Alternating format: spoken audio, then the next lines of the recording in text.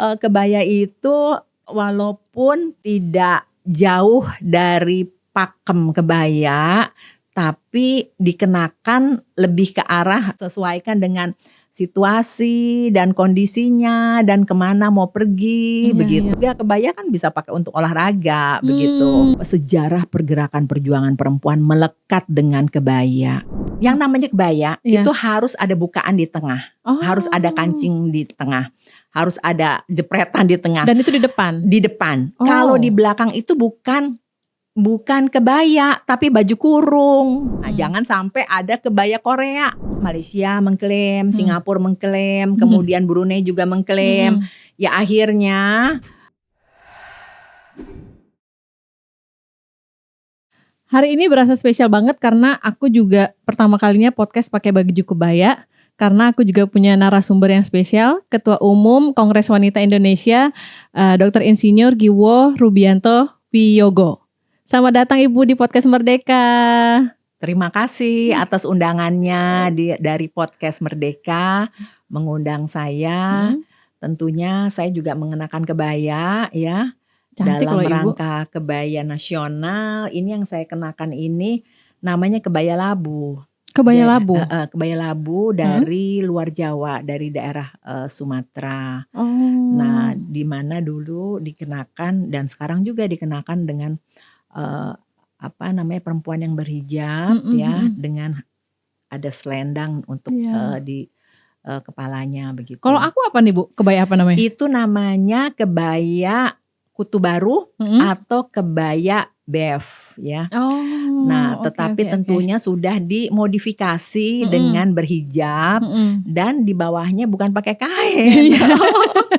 Pakai celana panjang. Nah, tentunya sekarang ini kebaya itu walaupun tidak jauh dari pakem kebaya, tapi dikenakan lebih ke arah lebih nyaman ya, disesuaikan dengan situasi dan kondisinya dan kemana mau pergi begitu. Jadi bisa lah kebaya Kartini atasnya, terus bawahnya celana, kemudian di bawahnya pakai alas sneakers gitu kan bisa ya, untuk olahraga juga kebaya kan bisa pakai untuk olahraga begitu. Oke.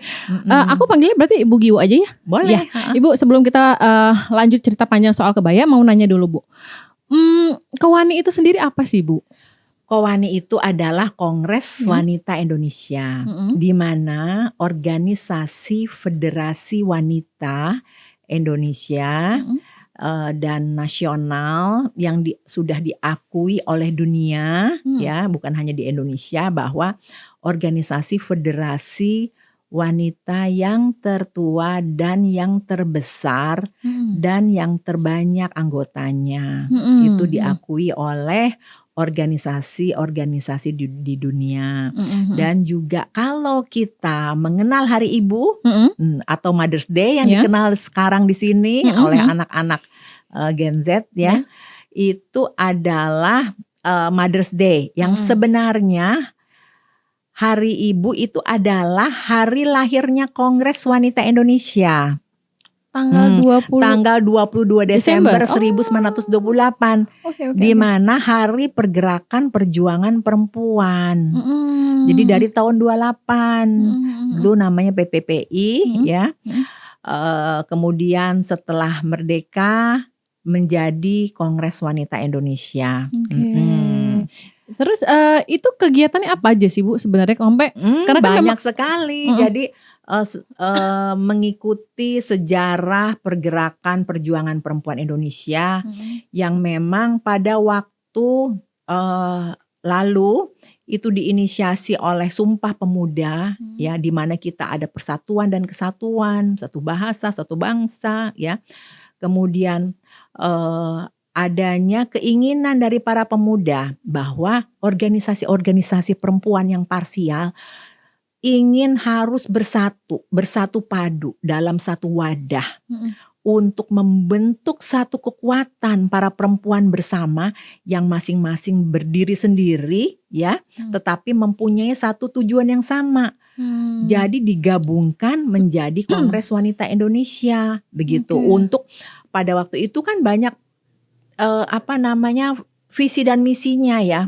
Ada banyak misinya, ingin bahwa Indonesia segera merdeka. Iya. Nah, makanya Kowani itu peranannya sangat penting dalam kemerdekaan seperti yang disampaikan oleh Bapak Presiden Soekarno pada masa itu. Nah, yang mendirikan Kowani itu organisasi yang besar yang masih eksis sekarang ya, diantaranya adalah Aisyah. Kemudian wanita Katolik Republik Indonesia yang besok mau berulang tahun yang ke-100. Kalau dari Kongres Wanita Indonesia kan tahun ini sudah mau ke 96 tahun usianya.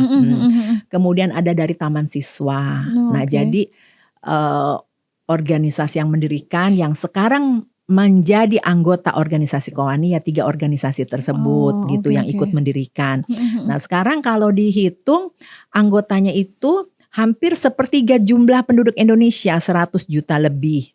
Kowani dari Kowani. dulu Bukan, pada waktu kami sebagai ketua umum itu ada penambahan kurang lebih ada 20 organisasi lebih ya yang ikut bergabung. Sekarang kan ada 104 organisasi. Dalam Kowani itu. Dalam Kowani. Nah, jumlahnya itu anggotanya perempuan ada 100 juta lebih menurut data dari bidang organisasi dan keanggotaan begitu. Nah, jadi programnya itu sangat banyak ya, terutama untuk meningkatkan harkat dan martabat wanita Indonesia, untuk meningkatkan kelas dari para perempuan Indonesia, meningkatkan kualitas, meningkatkan kelas, dan untuk meningkatkan pemberdayaan perempuan Indonesia melalui pendidikan, melalui kesehatan, melalui ekonomi, kemudian juga menurunkan tingkat kekerasan yang dialami oleh perempuan, kemudian juga kekerasan dalam rumah tangga, dan Kowani juga ikut menggolkan undang-undang yang berkaitan dengan hak-hak perempuan Indonesia ya, dari undang-undang perlindungan anak, undang-undang kekerasan dalam rumah tangga, kemudian undang-undang sekarang kita sedang perjuangkan undang RUU untuk PPRT begitu, dan kemarin juga undang-undang ibu dan anak ya, undang-undang kesetaraan dan keadilan gender yang sedang kita juga perjuangkan begitu. Jadi banyak sekali sebenarnya kegiatan Kowani ini tuh Bu, Kowani ini Bu ya, dengan anggotanya yang juga banyak. Ternyata tuh perannya tuh bukan sekedar kayak organisasi yang tempat berkumpulnya para wanita, tetapi banyak banget gerakan-gerakan yang dilakukan, termasuk mengawal beberapa undang-undang tadi seperti Ibu bilang. Betul mengawal undang-undang anti perdagangan orang ya, tindak pidana perdagangan orang.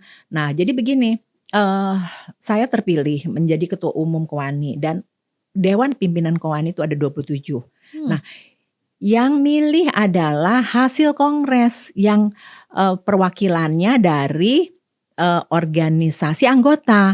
Nah, organisasi anggota yang 104 itu mempunyai jumlah suara. Ada yang suara 2, ada yang 5, ada yang 10, tergantung dari jumlah cabangnya, tergantung dari jumlah lama dari kepengurusan begitu, lama menjadi anggota Kowani. Nah, jadi saya tidak bisa milih saya mau sekjennya ini, kemudian bendumnya ini, nggak bisa. Itu dipilih dan terpilih dari hasil kongres begitu. Itu dari zaman lampau ya. Kalau sekarang Bu Giwa udah berapa tahun Ibu di Kowani? Hampir 10 tahun, alhamdulillah. Aduh, awal Desember kita adakan kongres yang ke-26. Sudah tidak bisa, memang aturannya mengikuti presiden, hanya maksimal 2 periode begitu. Tentunya kita harus memberikan kesempatan kepada generasi penerus gitu ya. Bu, selain tadi kita cerita soal Kowani, salah satu programnya juga melestarikan kebaya ya. Iya. Itu boleh diceritakan gak? Kenapa kemudian ini tuh kebaya itu sebagai sesuatu pakaian khas ya Bu ya, saya bilangnya pakaian khas nasional Indonesia. Kemudian merasa keuangan ini punya concern yang lebih gitu. Ya, jadi begini ya, kita kan memahami kebaya itu sebenarnya ya harus dilihat bukan hanya dari penampilan, bukan hanya dengan lenggak-lenggok, bukan hanya dengan sehelai kain yang membentuk kebaya, tetapi mempunyai makna yang sangat dalam, yang bersamaan dengan pergerakan perjuangan perempuan. Di mana Hari Kebaya Nasional sekarang sudah ada Kepresnya, keputusan Presiden Bapak Jokowi pada tanggal 3 Agustus yang lalu ya. Tahun 2023 yang menurunkan keputusan Presiden. Waduh, yang paling bangga siapa? Pertama, perempuan Indonesia. Kemudian siapa yang kedua? Kongres Wanita Indonesia. Karena apa? Karena di dalam Kepresnya itu berdasarkan selain kebaya merupakan warisan budaya, kebanggaan dari kita semua ya, yang menunjukkan identitas wanita Indonesia dengan berkebaya. Selain itu adalah berdasarkan Kongres Wanita Indonesia yang ke-10 yang saya lihat dan baca ya di buku sejarah bahwa tahun 1964 itu ada Kongres Wanita Indonesia yang ke-10 di Istora Senayan yang hadir ada 7.000 perempuan Indonesia, semuanya mengenakan kebaya dari Jawa, dari Sumatera, Kalimantan, Sulawesi, bahkan dari Jayapura pada waktu itu semuanya. Nah, Presiden Soekarno datang hadir bersama dengan Ibu Negara dan menyampaikan bahwa peran perempuan sangat penting, terutama dalam kemerdekaan. Tanpa adanya peran perempuan, Indonesia bahkan belum merdeka. Kemudian yang kedua, peran perempuan sangat penting dalam revolusi. Tanpa ada peran perempuan tidak terjadi revolusi. Pada masa itu ada statement dari Bapak Presiden Soekarno tahun 64. Nah, sekarang tahun 2024 sudah 60 tahun silam. Nah, karena merujuk kepada Kongres Wanita Indonesia tentunya identik dengan bersamaan dengan sejarah pergerakan perjuangan perempuan yang melekat dengan kebaya. Nah, di mana kita mempunyai pahlawan nasional, ada 16 pahlawan nasional. Yang kemarin adalah Ratu Kalinyamat. Saya melihat itu gambar-gambarnya sebagian besar mengenakan kebaya. Dari Malahayati tahun abad ke-16 mengenakan kebaya.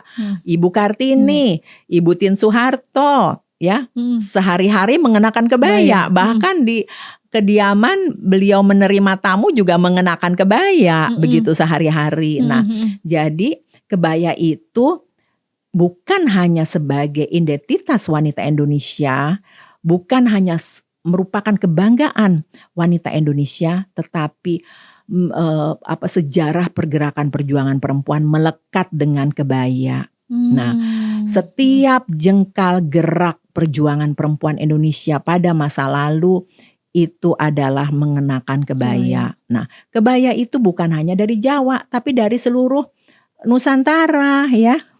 Terus sorry Bu, saya agak potong. Karena Ibu bilang tadi kebaya bukan Jawa. Karena kebanyakan orang selalu mikir, kebaya itu kan bajunya orang Jawa.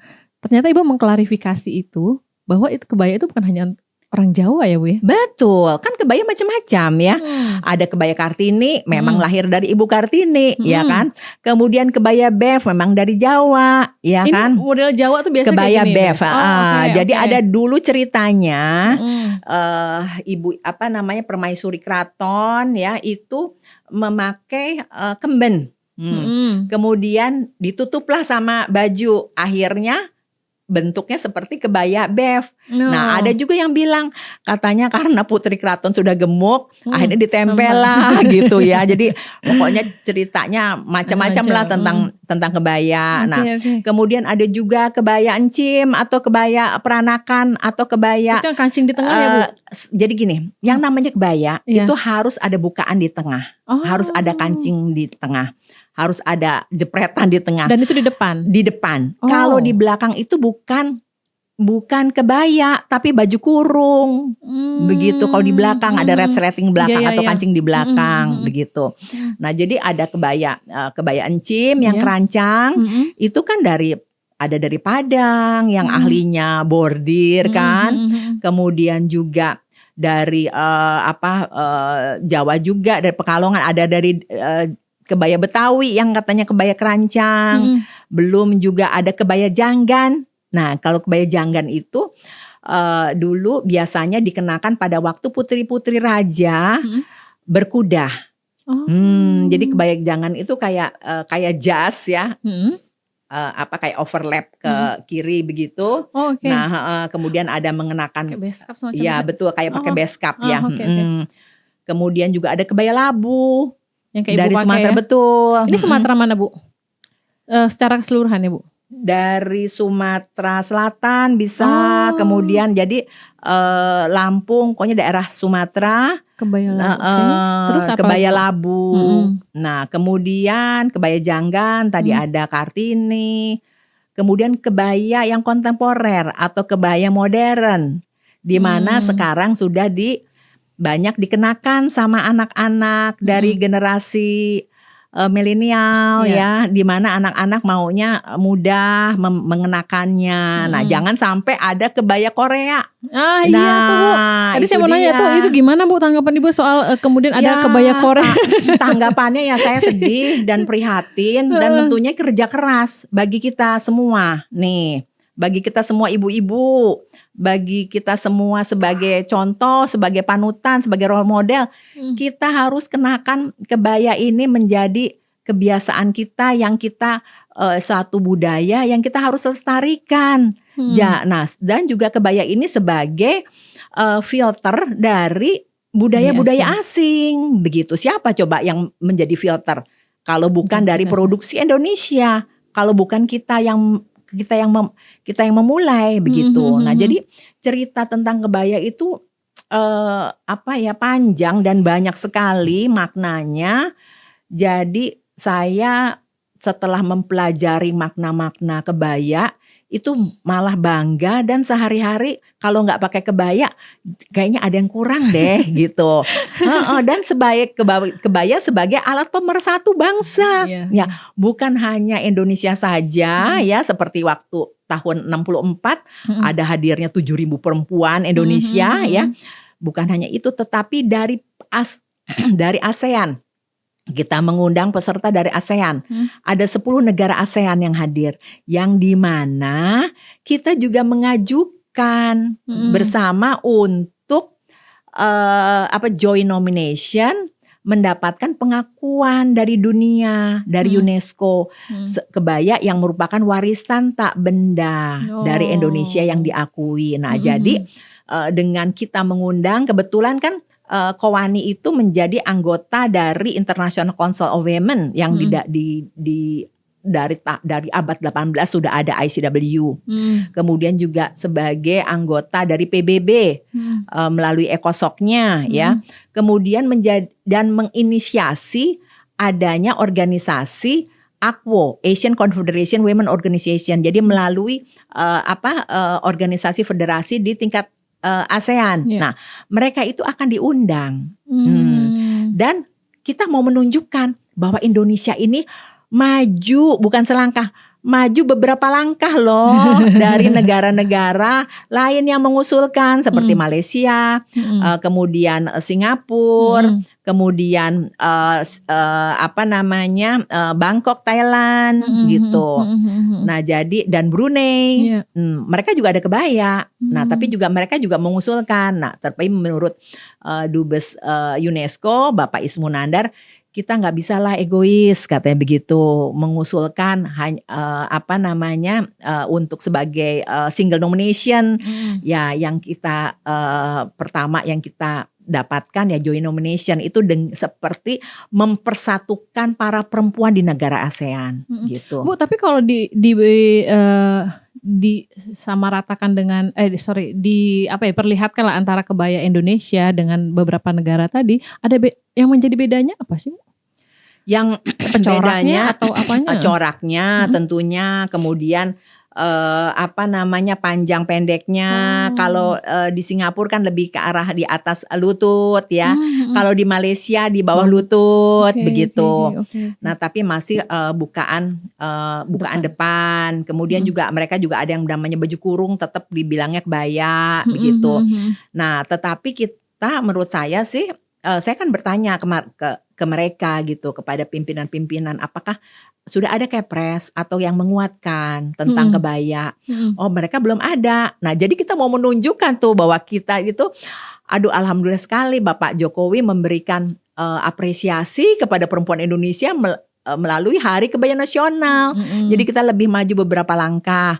Kemudian juga kita menunjukkan bahwa ini loh ada Hari Kebaya, 7.000 perempuan berserta dengan para peserta ASEAN nanti di Istora Senayan tanggal 24 Juli. Jadi tanggal 24 Juli itu adalah Hari Kebaya Nasional yang insya Allah sampai sejauh ini Bapak Jokowi, Presiden Republik Indonesia bersama dengan Ibu Negara, Ibu Iriana akan hadir bersama-sama dengan 7.000 perempuan Indonesia dan generasi muda juga dengan perempuan ASEAN yang menunjukkan bahwa ini loh concern dari Bapak negara dan Ibu negara ya, bahwa benar-benar fokus kepada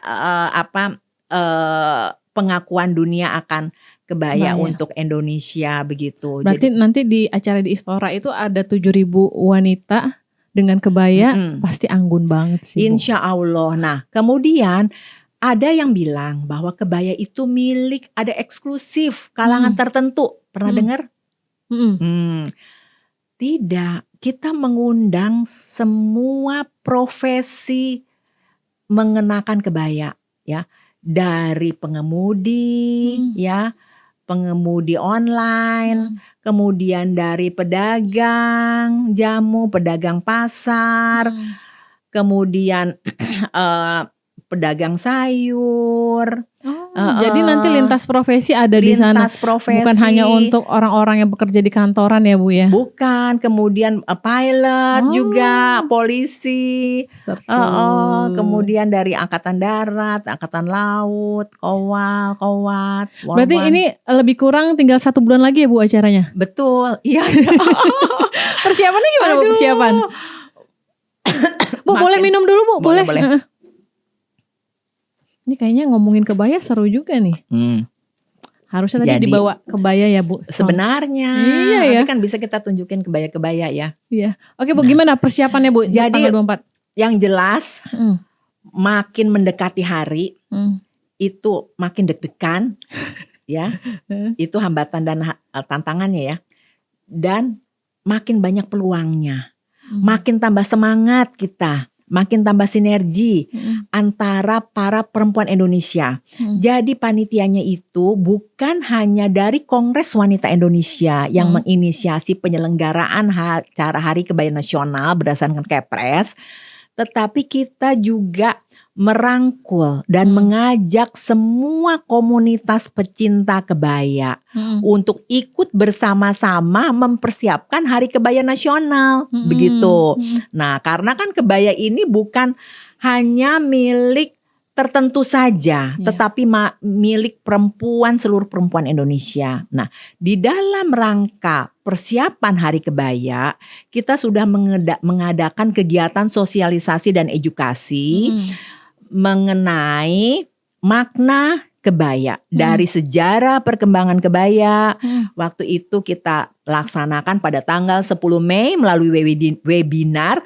Ternyata masih banyak sebagian perempuan Indonesia yang tidak mengerti tentang arti dan makna kebaya, padahal mereka sudah mengenakan itu. Nah, kemudian antusiasme dari peserta sebagai peserta webinar itu kita buka 1.000 peserta, justru lebih daripada 1.000 akhirnya masuk ke YouTube. Nah, kemudian juga ada kegiatan bersama dengan Kementerian Pemberdayaan Perempuan, bersinergi kerjasama, dan kita melaksanakan pada awal bulan lalu ya di Kementerian Pemberdayaan Perempuan dengan menampilkan para narasumber dari antropologi, dari ahli sejarah, kemudian ada dari desainer begitu untuk menyampaikan tentang kebaya, dan ada peragaan busana macam-macam kebaya begitu pada bulan akhir Mei yang lalu begitu kita mengadakan acara dalam rangka Hari Kebaya. Nah, kemudian juga nanti ada kegiatan pada tanggal 10 Juli ya tentang seminar tentang kebaya, dan narasumbernya itu dari dunia gitu, dari Global Peace Foundation atau Global Peace Women yang mengakui bahwa kebaya itu mempunyai arti perdamaian bagi seluruh perempuan Indonesia dan mempunyai satu kesatuan bagi bangsa dan negara, bukan hanya Indonesia tapi persatuan bangsa-bangsa di dunia begitu. Nah, jadi Mrs. Hanako sebagai presiden dari Global Peace Women sebagai narasumber. Belum lagi nanti ada dari Dubes UNESCO yang bagaimana proses kebaya goes to UNESCO dalam pengakuan dunianya itu. Nah, juga ada beberapa narasumber dari Wakil Ketua MPR Ibu Lestari Mujiat, dan juga dari para ahli-ahli yang sebagai narasumbernya, dan juga kita tetap bekerja sama dengan Kementerian Pemberdayaan Perempuan, kemudian Kementerian Pendidikan dan Kebudayaan, dan Kemenko juga, Kementerian Kemenko PKM gitu, PMK. Nah, itu kita akan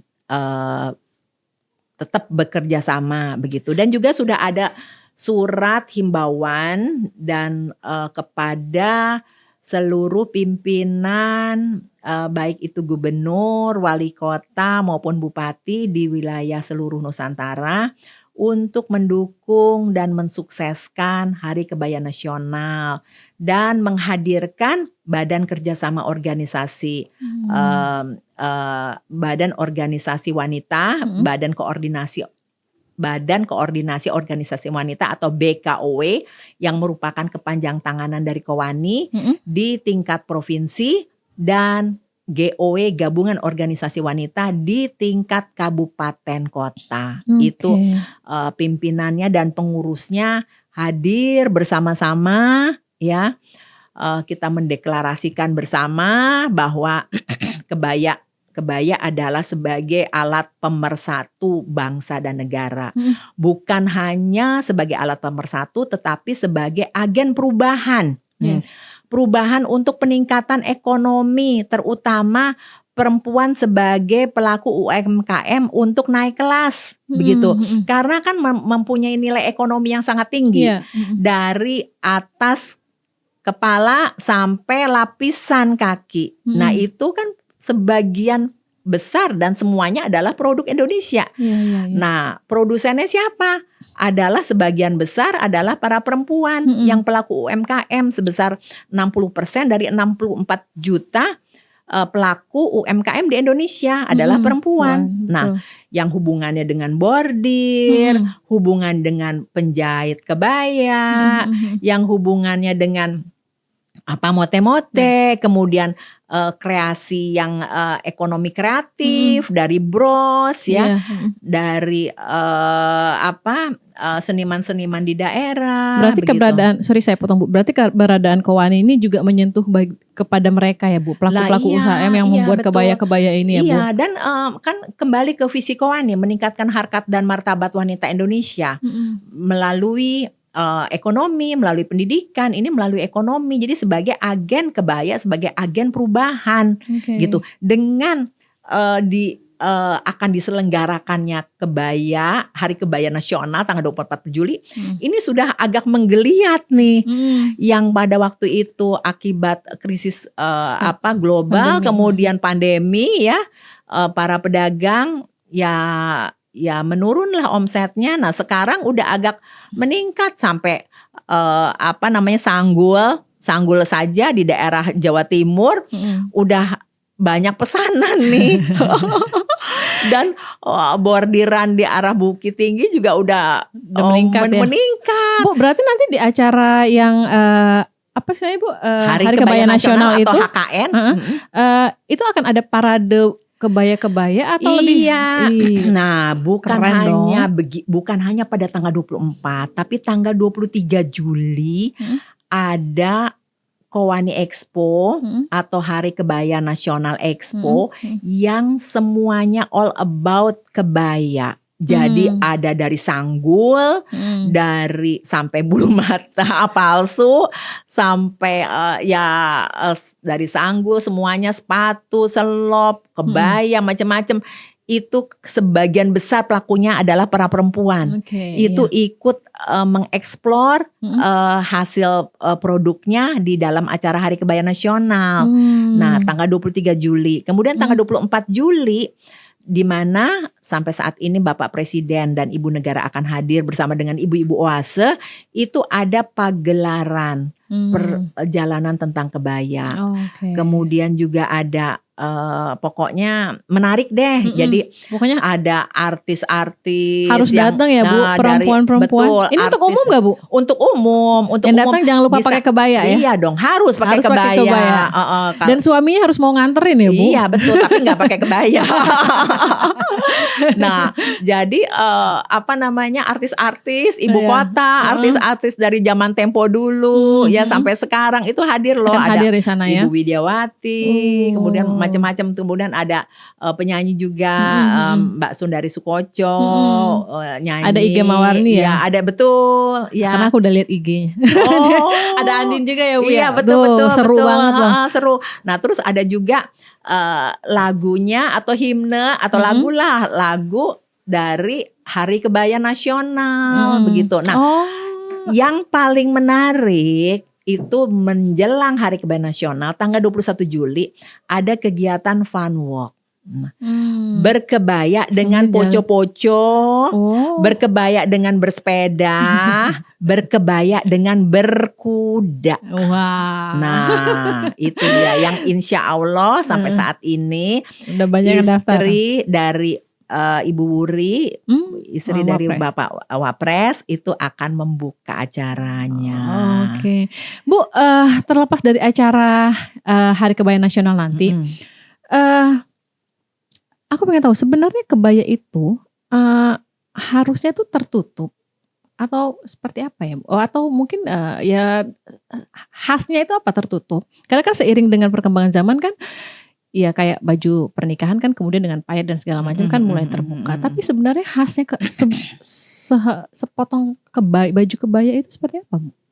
Jadi gini, yang dinamakan kebaya itu menurut Pakem ya, itu ada yang kebaya nasional bukaan di depan, tapi tergantung dengan perempuan yang berhijab itu bisa mengenakan hijab. Nah, kemudian kainnya itu harus kain wiron. Nah, kalau Jawa, kalau dari Jogja itu kan setrip putihnya di luar, tapi kalau dari Solo setrip putihnya di dalam. Nah, kemudian pakemnya seperti itu. Kemudian ada sanggulnya, sanggulnya dengan sunggar dan ada sanggul templek. Itu pakemnya kebaya nasional. Tetapi kan sekarang sudah dimodernkan, sudah ada kebaya kontemporer. Jadi disesuaikan dengan zamannya dan keinginan kita bagaimana aktivitasnya, tetapi tidak merubah dari pakem kebaya begitu. Nah, tetapi tentunya dengan perkembangan zaman ini ya, kita memberikan kebebasan kepada remaja-remaja, kepada generasi penerus untuk tetap mengenakan kebaya, tapi tidak merubah pakemnya, misalnya kebaya dengan pakai terbuka kayak kebaya Korea itu kan bukan kebaya kita lagi begitu. Ya. Bu, kemudian karena ini kebelakangan kan tadi ramai juga kebaya Korea dan segala macamnya ya. Walaupun tadi sebenarnya Ibu juga cerita ternyata di beberapa negara ASEAN juga ada ya kebaya-kebayanya. Iya, Tapi iya. bagaimana usaha Kowani menjaga supaya kebaya Indonesia ini tidak kemudian diakui negara lain gitu. Karena kan tadi kan di negara ini ada gitu kan, berarti kan hampir.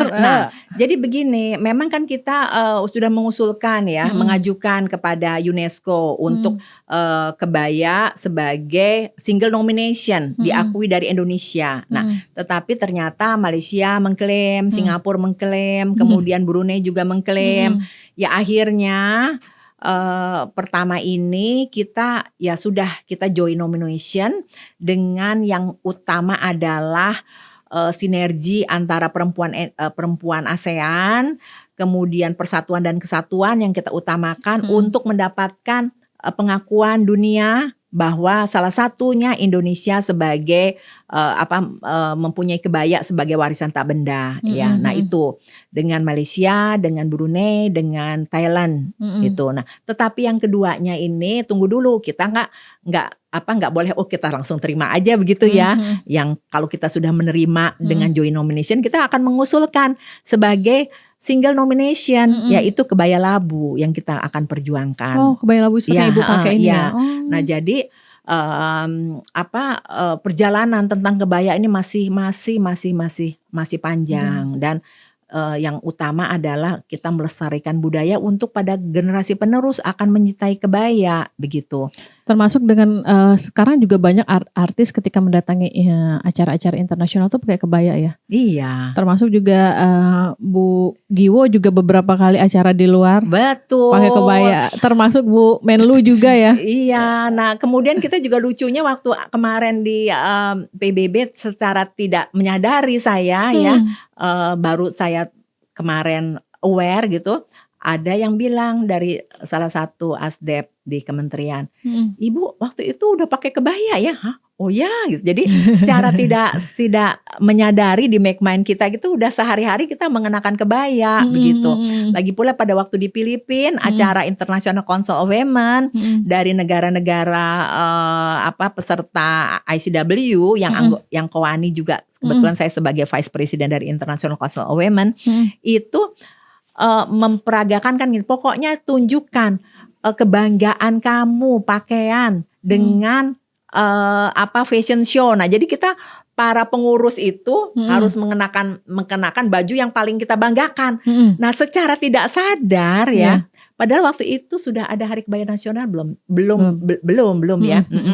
Nah, itu secara tidak sadar saya mengenakan kebaya dengan bangganya dan saya menunjukkan bahwa ini loh busana nasional dari Indonesia, kebaya begitu. Ini adalah kebanggaan kita. Ya, pada waktu itu kan kalau di luar negeri kita nggak ada stylist ya. Jadi rambut dikucir gitu aja, pakai kebaya udah keren banget gitu. Bu, terakhir nih ini kan Hari Kebaya Nasional, kalau misalnya kita harus berbangga lah itu kemudian menjadi sesuatu peringatan di negara kita. Walaupun sebenarnya kalau kita bandingkan dengan Hari Batik Nasional itu jauh lebih dulu ya Bu ya. Iya. Karena ini baru menjadi tahun pertama Hari Kebaya. Kira-kira kenapa Bu bisa? Karena kan kayak tadi saya bilang kebaya ini kan sejatinya itu sudah dikenalkan sejak lama bahkan oleh pahlawan-pahlawan kita gitu, tanpa kita sadari juga gitu kan ya Bu ya, model-model kebaya pakaiannya. Kemudian baru alhamdulillah sudah akhirnya ditetapkan menjadi Hari Kebaya Nasional. Boleh dikasih penjelasan dikit gak Bu? Kenapa ini?